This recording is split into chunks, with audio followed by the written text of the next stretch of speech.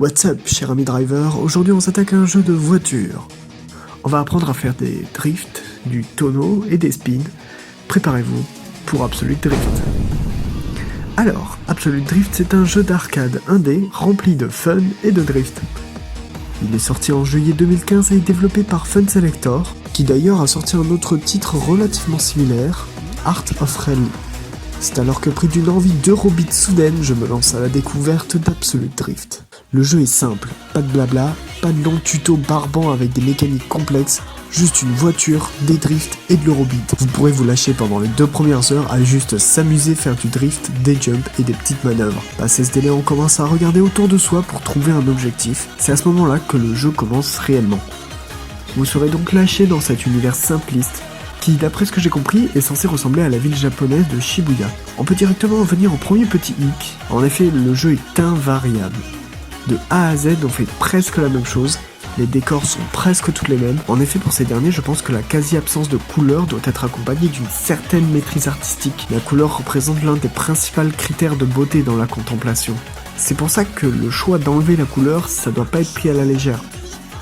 Malgré le fait que la couleur manque vraiment visuellement parlant, on sent le côté pratique du choix. Les objectifs sont bien mis en avant et on sait exactement ce qu'on doit faire avec quel objet. Vous conduisez donc une petite Toyota AE86 Sprinter Tuerno GT Liftback, modèle de voiture emblématique de la culture gaming, c'est la voiture symbole du célèbre animé Initial D. Il sera possible tout le long du jeu de personnaliser sa voiture, mais sans changement sur les performances. En effet, le titre se concentrant uniquement sur le drift n'a pas besoin techniquement d'implanter une évolution dans les voitures, mais le sentiment de progression s'en trouve bien impacté.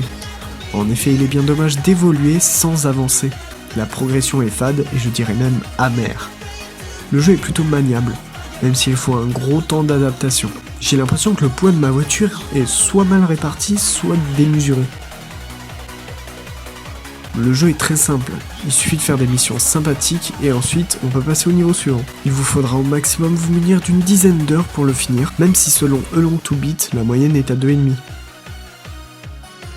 L'OST originale du jeu n'est pas entraînante, j'ai directement mis ma playlist Eurobeat pour me sentir dans le mood. Grâce à la combinaison musique et drift, ça donne une ambiance assez entraînante.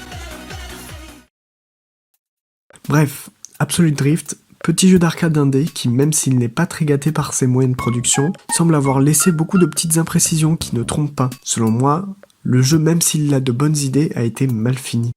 En point positif, on peut retrouver un level design agréable, des drifts, même si difficiles à maîtriser, sont agréables quand ils sont contrôlés. Et en négatif, on peut retenir une ambiance pas au rendez-vous, des passages ennuyants, un aspect graphique qui selon moi est raté, et un prix trop élevé pour l'équivalent d'un jeu flash. Je lui accorde la note de 10 sur 20. Et je le qualifie de glissant, car ce qui était une bonne idée sur le papier s'est transformé en un projet pour moi mal réalisé.